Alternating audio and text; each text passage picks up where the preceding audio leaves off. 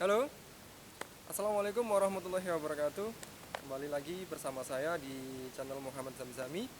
Kali ini kita akan belajar lagi tentang bagaimana prinsip-prinsip ya. Kalau kemarin kita sudah bahas gambar model itu isinya apa aja, sekarang kita akan coba untuk bedah prinsipnya itu apa. Jadi kita ngobrol aja, santai aja kayak gini. Kita saya aja sendirian gini ya. Ya, saya dan kamu yang nonton itu kita. Ya, gitu ya, biar nggak sepi ya, karena saya lagi sendirian di sini. Oke, kita awali juga dengan apa ya, mengingat pelajaran yang kemarin itu, eh, menggambar model itu apa. Pastinya kalian sudah ngerti ya di video saya yang ini.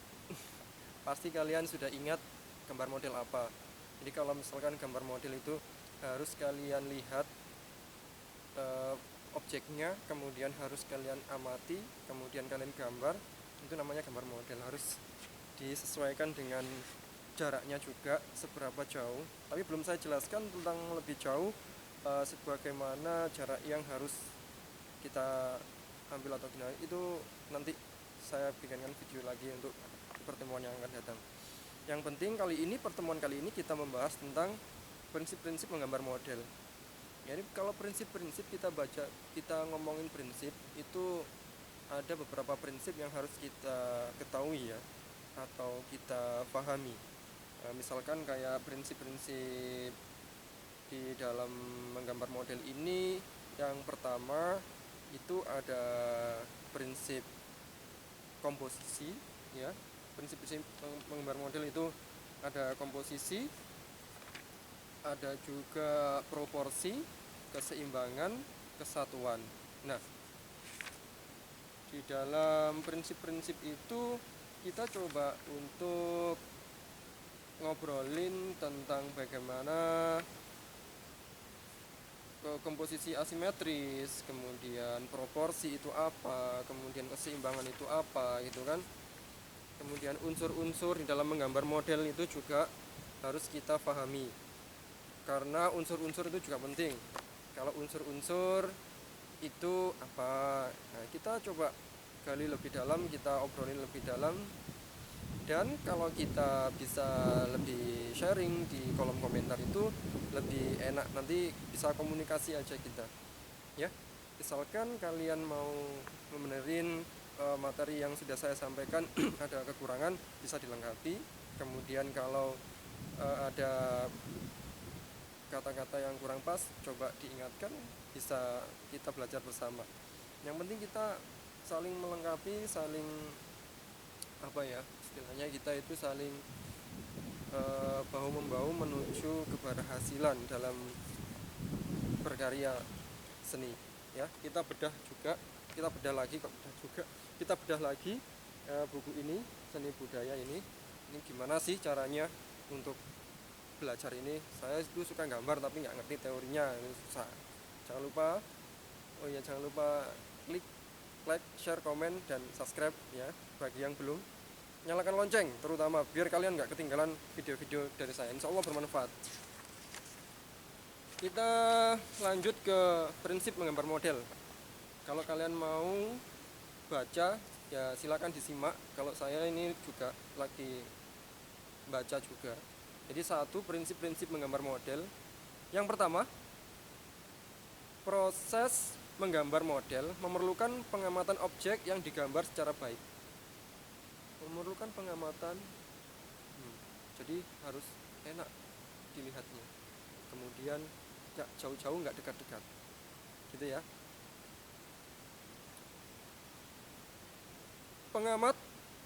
Pengamatan ini sangat penting supaya gambar dapat terlihat baik, menarik, dan memiliki keindahan. Beberapa prinsip yang harus diperhatikan dalam menggambar model adalah komposisi, proporsi, keseimbangan, dan kesatuan. Kemudian berikut penjelasan tentang prinsip menggambar. Nah, udah tahu ya proporsi itu apa, komposisi itu apa, kemudian proporsi, keseimbangan itu apa, kesatuan itu apa. Habis ini kita bahas di pembahasan kali ini. Untuk yang pertama adalah kita membahas komposisi. Komposisi itu kalau kita ibaratkan, pernah makan mie instan ya? Mie instan. Mie instan itu kan ada komposisinya, ada terigu di dalamnya. Kan kalau kita buka kemasannya kan ada terigu, ada telur, ada garam, ada tepung tapioka, ada semuanya itu. Pasti di situ ada semua. Nah, kalau di situ kita bisa melihat komposisi dari makanan.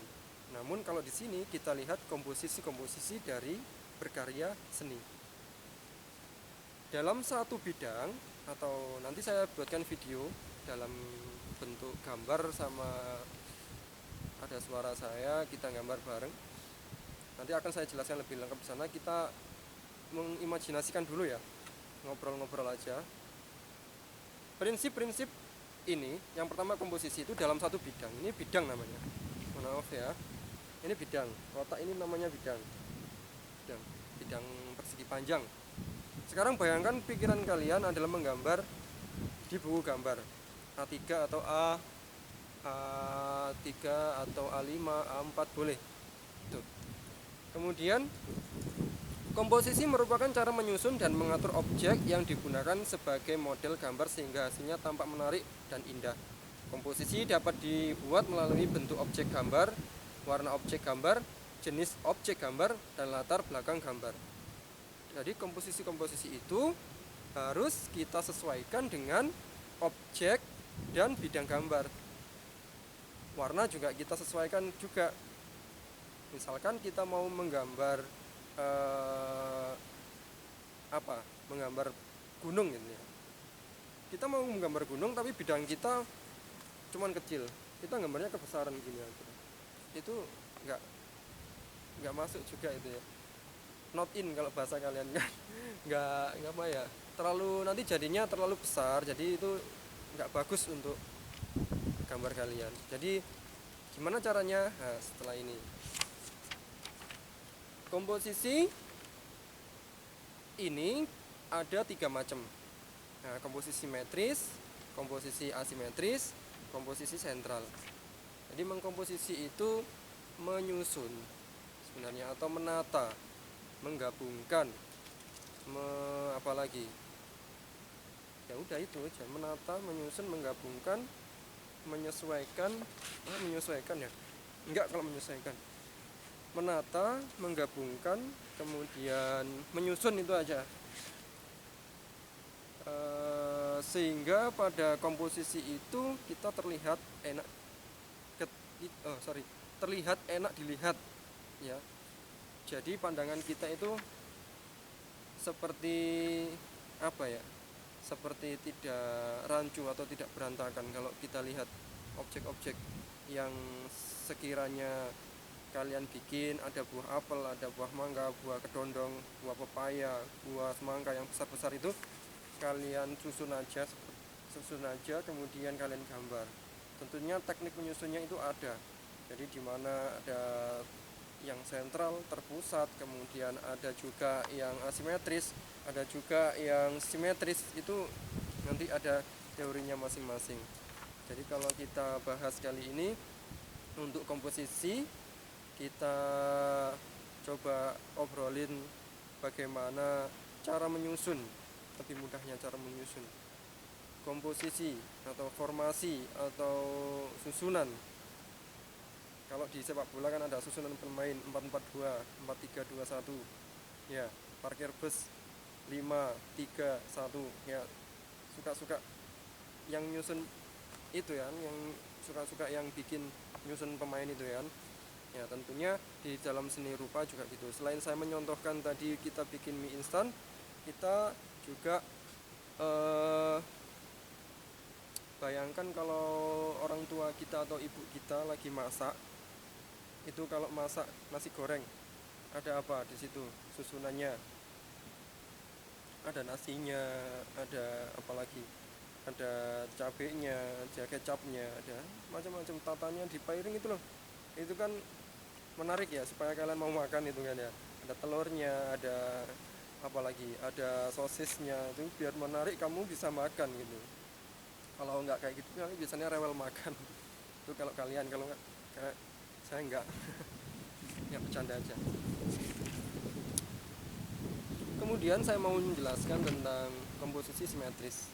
Komposisi simetris ini adalah benda atau model yang menjadi objek gambar diletakkan pada posisi seimbang antara sebelah kiri dan sebelah kanan.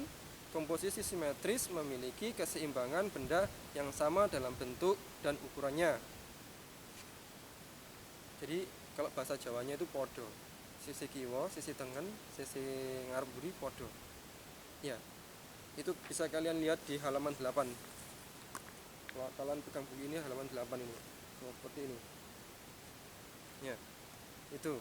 Kemudian komposisi asimetris. Pada komposisi asimetris, benda diletakkan dalam posisi tidak sama, baik dalam posisi maupun ukurannya. Namun demikian, dalam komposisi asimetris masih tetap memperhatikan proporsi, keseimbangan dan kesatuan antar benda atau objek menggambar.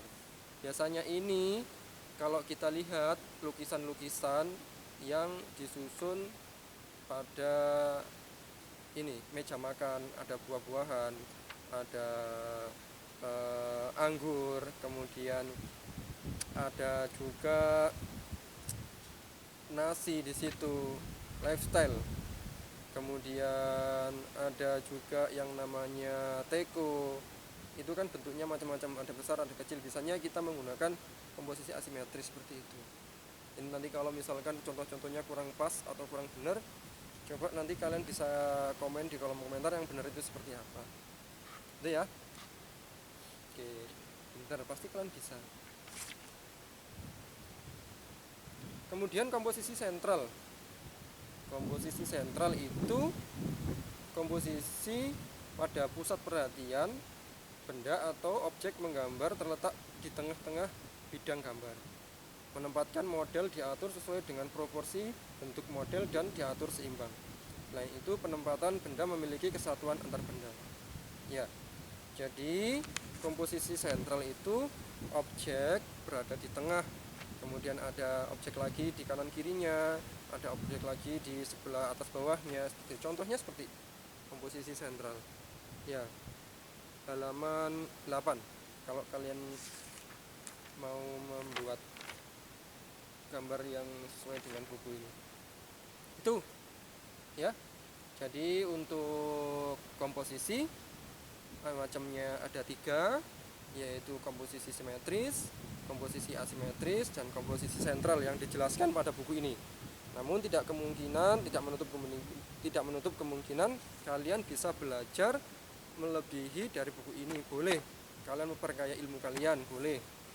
Dan komposisi-komposisi ini ada beberapa pengertian, di Wikipedia juga ada, di buku-buku ini juga ada. Kalian pun harus menyimpulkan sesuai dengan bahasa kalian sendiri, bagaimana sih komposisi itu, apa yang dimaksud komposisi, seperti apa komposisi itu sebenarnya.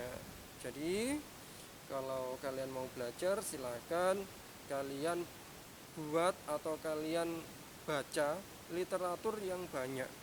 Jadi kalian supaya tidak ketinggalan dalam perkembangan ilmu. Gitu ya.